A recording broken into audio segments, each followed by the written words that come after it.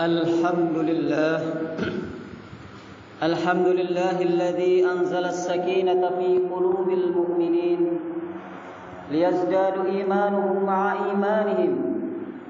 أشهد أن لا إله إلا الله وأشهد أن محمدا عبده ورسوله لا نبي بعده. اللهم صل وسلم على نبينا وحبيبنا وشافعنا محمد صلى الله عليه وسلم. أعوذ بالله من الشيطان الرجيم. بسم الله الرحمن الرحيم. يا أيها الذين آمنوا اتقوا الله حق تقاته ولا تموتن إلا وأنتم مسلمون. يا أيها الناس اتقوا ربكم الذي خلقكم من نفس واحدة وخلق منها زوجها وبث منهما رجالا كثيرا ونساء واتقوا الله الذي تساءلون به والأرحام إن الله كان عليكم رقيبا. أما بعد فإن أصدق الحديث كتاب الله وخير الهدي هدي محمد صلى الله عليه وسلم وشر الأمور محدثاتها وكل محدثة بدعة وكل بدعة ضلالة وكل ضلالة في النار. فيا أيها زمرة المؤمنين إني أوصيكم وإياي نفسي بتقوى الله. اتقوا الله حق تقاته ولا تموتن إلا وأنتم مسلمون. Amma ba'du. Jamaah salat Jumat yang dimuliakan Allah Subhanahu wa taala. Mari kita bersyukur kepada Allah Subhanahu wa taala yang telah memberikan kepada kita nikmat iman, nikmat merasakan bagaimana manisnya kita beribadah, berubudiyah. Khususnya kali ini kita beribadah salat Jumat secara berjamaah. Maka mari kita bersyukur pada Allah Subhanahu wa taala. Dan juga khatib mewasiatkan kepada kita semuanya, dan ini merupakan rukun khutbah, yaitu wasiat khatib agar kita selalu meningkatkan ketakwaan kita kepada Allah Subhanahu wa taala. Ittaqullaha haqqa tuqatih wa la tamutunna illa wa antum muslimun. Jamaah salat Jumat yang dimuliakan Allah Subhanahu wa taala. Allah Subhanahu wa taala menurunkan Al-Qur'an di bulan suci Ramadan, yaitu di malam Lailatul Qadar. Allah Subhanahu wa taala berfirman, "A'udzu billahi minasyaitonir rajim.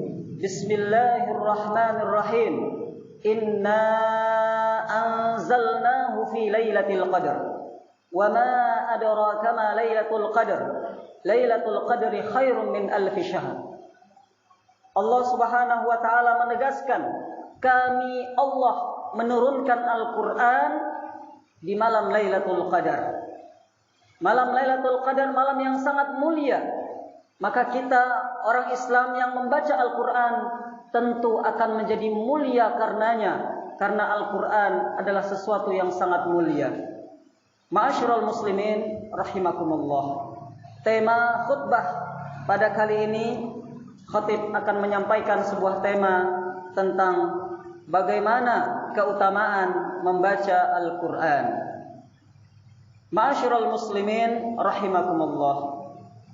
Al-Quran adalah kalamullah, firman Allah yang diturunkan oleh Allah Subhanahu wa taala kepada Rasulullah sallallahu alaihi wasallam melalui malaikat Jibril sebagai pedoman hidup. Maka sudah merupakan kewajiban bagi kita umat Islam untuk membacanya, untuk mengamalkannya, dan juga mengimani seluruh apa yang ada di dalam Al-Quranul Karim. Al-Quran merupakan sesuatu mukjizat yang diturunkan oleh Allah Subhanahu wa taala kepada baginda Nabi kita Muhammad sallallahu alaihi wasallam. Sehingga kita yang membaca Al-Quran mendapatkan keistimewaan, mendapatkan predikat istimewa, yaitu akan menjadi orang yang terbaik. Karena dalam hadis riwayat Al-Baihaqi dikatakan bahwasanya sebaik-baik ibadah itu adalah membaca Al-Quran. Rasulullah sallallahu alaihi wasallam pernah bersabda yang diriwayatkan oleh An-Nu'man bin Bashir. Qala Rasulullah sallallahu alaihi wasallam, "Afdalu ibadati ummati qiraatul Quran." Yang artinya sebaik-baik ibadah umatku adalah membaca Al-Quran. Dalam hadis yang lain, Rasulullah sallallahu alaihi wasallam menyampaikan kebaikan yang berlipat ganda dalam membaca Al-Quran.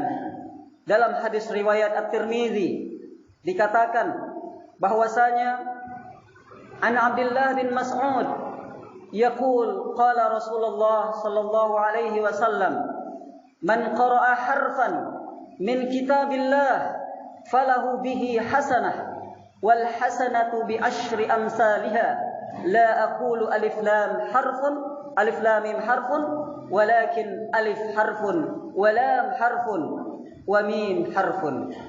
Artinya, barang siapa yang membaca satu huruf dari Al-Quran, maka dia akan mendapatkan satu kebaikan, sedangkan satu kebaikan dilipat gandakan oleh Allah Subhanahu wa taala 10 semisalnya, 10 kali lipat. Rasulullah mengatakan, bersabda, "Aku tidak mengatakan alif lam mim satu huruf, tetapi alif satu huruf, lam satu huruf, dan mim satu huruf." Hadis riwayat Tirmidzi. Maka bagaimana mungkin kita tidak mendapatkan syafaat Al-Quran? Karena pahala yang begitu tinggi, pahala yang melimpah dari Allah Subhanahu wa taala kalau kita membaca Al-Quran, yaitu sesuai dengan janji Rasulullah sallallahu alaihi wasallam dalam sebuah hadis riwayat Muslim dari Abu Umamah Al-Bahili, bahwasanya orang yang membaca Al-Quran akan mendapatkan syafaat, akan mendapatkan pertolongan dari Allah Subhanahu wa taala. Ketika di padang mahsyar nanti, ketika manusia berada dalam panas terik yang tidak terduga, yang tidak tertahan, maka orang-orang yang mendapatkan syafaat Al-Quran tentu akan ditolong oleh Allah Subhanahu wa taala. Ketika sedang yaumul hisab, ketika sedang ditimbang amal perbuatan, tiba-tiba ada sebuah amal yang begitu berat. Ternyata amal itu adalah membaca Al-Quran. Dalam sebuah hadis dikatakan, an Abi Umamah Al-Bahili qala Rasulullah sallallahu alaihi wasallam, "Iqra'ul Qur'ana fa innahu ya'ti syafi'an yaumal qiyamah li sahibihi." Bacalah Al-Quran, karena sesungguhnya Al-Quran akan datang di hari kiamat sebagai pemberi pertolongan kepada sahabatnya. Siapa saja yang mendapatkan pertolongan, tentu merekalah orang-orang yang al-mulazimina litilawatihi al-amilina bihi. Dalam kitab Al-Fadail, Imam Nawawi menjelaskan dalam hadis ini tentang betapa pentingnya kita membaca Al-Quran. Sahibul Quran yang dimaksud dalam pada hadis ini, sebagaimana dalam Al-Bahr Al-Muhit, di situ dikatakan bahwasanya orang yang membaca Al-Quran, sahibul Quran, yang akan mendapatkan syafaat, pertolongan dari Allah, adalah orang yang membacanya dan mengamalkannya. Sudahkah kita masuk dalam dua kategori ini? Kita membaca Al-Quran dan kita mengamalkannya. Tentu inilah balasan terbaik dari Allah Subhanahu wa taala yang diberikan kepada kita, bukan hanya di dunia, bukan hanya di alam kubur yang akan menemani hidup kita di alam kubur, tetapi Al-Quran yang kita baca itu akan menjadi penolong untuk kita semuanya sebagai sahibul Quran, teman-teman Al-Quran, orang-orang yang selalu mengamalkan Al-Quran, membaca Al-Quran. Dan manakah yang lebih tinggi nilainya daripada nikmat kita ditolong oleh Allah Subhanahu wa taala karena perbuatan kita di dunia ini selalu membaca Al-Quran. Ma'asyiral muslimin rahimakumullah. Pada hadis tadi, dalam hadis riwayat Abu Umamah yang telah kita sampaikan tadi, betapa pentingnya kita membaca Al-Quran, karena ketika kita sudah disibukkan dengan membaca Al-Quran, kemudian kita tidak sempat berzikir misalkan. Hari demi hari kita isi baca Quran pagi, siang, malam. Lupa kita berzikir, tidak sempat kita berzikir. Ada ganjaran istimewa, yaitu sebagaimana yang diriwayatkan dalam Abu Sa'id. Rasulullah sallallahu alaihi wasallam bersabda, Yaqulullahu ta'ala, man syaghalahu qira'atul Qur'an an dzikri wa mas'alati a'taituhu afdala thawabis sa'ilin wa fadlul Qur'an ala sa'iril kalam kafadlillahi ala khalqihi. Hadis riwayat Al-Baihaqi. Barang siapa yang sibuk membaca Al-Quran sehingga tidak sempat berzikir dan mengingat kepadaku, maka aku, kata Allah, akan memberikan kepadanya balasan terbaik. Balasan yang terbaik, yang itu dikarenakan keutamaan Al-Quran yang melebihi daripada kalimat-kalimat yang lain. Perumpamaannya yaitu perumpamaan keutamaan Allah Subhanahu wa ta'ala atas makhluknya.